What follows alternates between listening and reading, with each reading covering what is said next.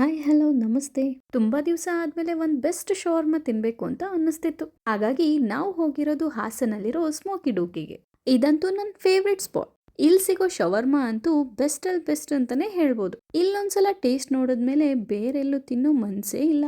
ಹಾಗಾಗಿ ನಾವಂತೂ ಮಿಸ್ ಮಾಡದೆ ಈ ಪ್ಲೇಸ್ಗೆ ಹುಡ್ಕೊಂಡು ಹೋಗ್ತೀವಿ.